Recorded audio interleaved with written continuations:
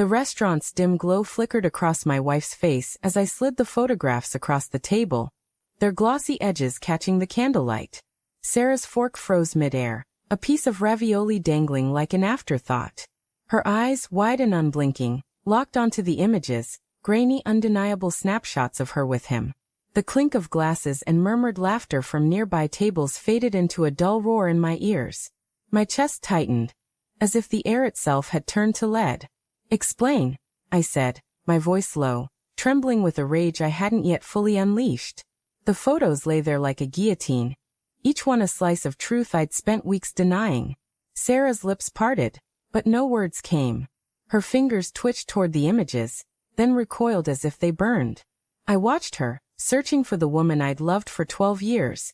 The one who'd laughed with me over late-night takeout, who'd held my hand through hospital waiting rooms. Was she still in there? Or had she been replaced by this stranger who met another man in shadowed parking lots?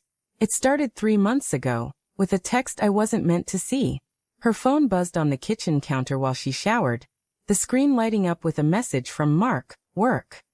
Meet me at 7. Same place. Innocuous enough, but the hour was wrong.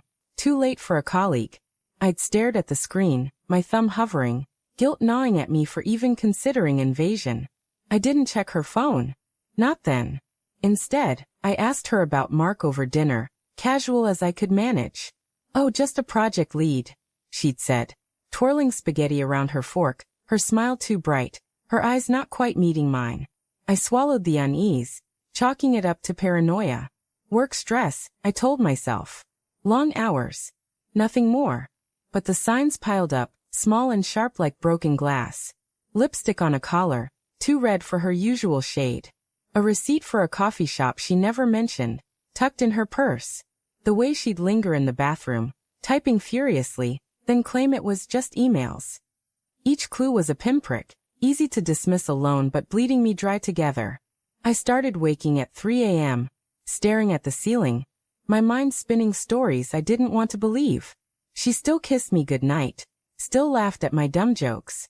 Could someone so warm, so hers, be slipping away? I hired the investigator on a Tuesday, hating myself for it. The man was gruff, all business, his office smelling of stale coffee and regret. "You sure you want to know?" he'd asked, sliding a contract across his desk. I nodded, my throat too tight for words.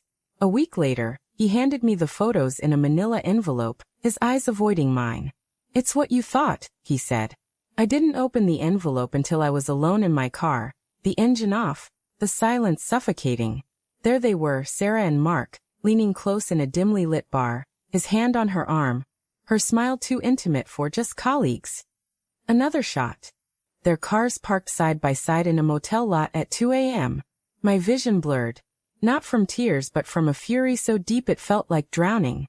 Now in the restaurant, Sarah's silence stretched on, heavy as the photos between us. The waiter hovered nearby, sensing the tension, then backed away. "James," she finally whispered, her voice cracking. "It's not what you think." I laughed, a bitter sound that startled even me. "Not what I think. Then what is it, Sarah? Tell me I'm wrong. Tell me these." I jabbed a finger at the photos. "Are fake. Go on."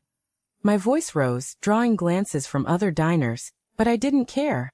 The world had narrowed to this table, to her pale face, to the truth she couldn't hide. She reached for my hand, but I pulled back. "Don't," I said, the word a blade. Her eyes filled with tears, but I couldn't tell if they were for me or for herself. "It was a mistake," she said, her voice barely above a whisper.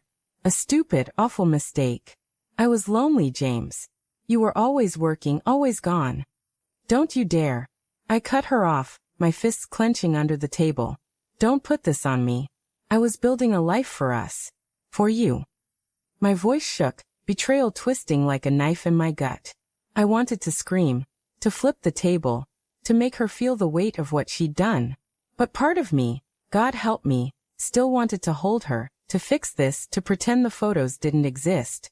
She wiped her eyes, smearing mascara. "I didn't mean for it to happen.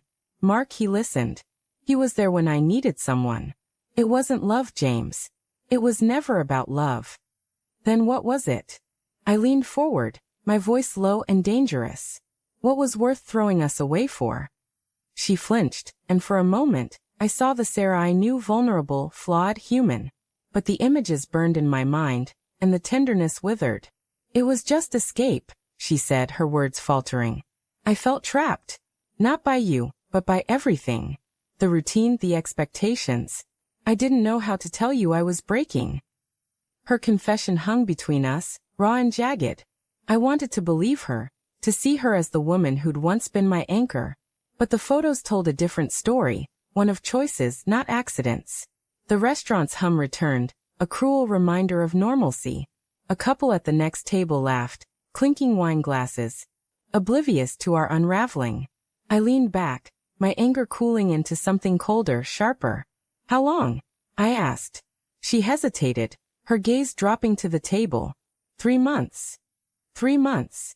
A quarter of a year, filled with lies while I planned our anniversary trip, while I bragged about her to coworkers, while I believed we were unbreakable. The math of it gutted me. Every memory of those months now tainted, rewritten by her secret. I stood, the chair scraping against the floor. I need to think, I said, my voice hollow. She grabbed my wrist, her touch desperate. James, please. We can fix this. I love you. I looked down at her, at the woman I'd built my world around, and saw a stranger. I don't know if I can love you back, I said, the words tasting like ash. I pulled free and walked out, the photos left on the table like a crime scene. Outside, the night air hit me like a slap, sharp and cold. I stood by our car, my breath visible in the October chill, and realized the twist I hadn't seen coming. I wasn't just angry at her. I was angry at myself. For not noticing her loneliness. For burying myself in work. For trusting too blindly. The photos were proof of her betrayal, but they also held a mirror to my own failures. I didn't know if I'd go back inside. I didn't know if we'd fight or forgive, if we'd rebuild or burn it all down. All I knew was the weight of those photos, the truth they carried, and the question that clawed at me. Could love survive a wound this deep? As I stood there, the restaurant's glow spilling onto the pavement, I felt the answer slipping further out of reach.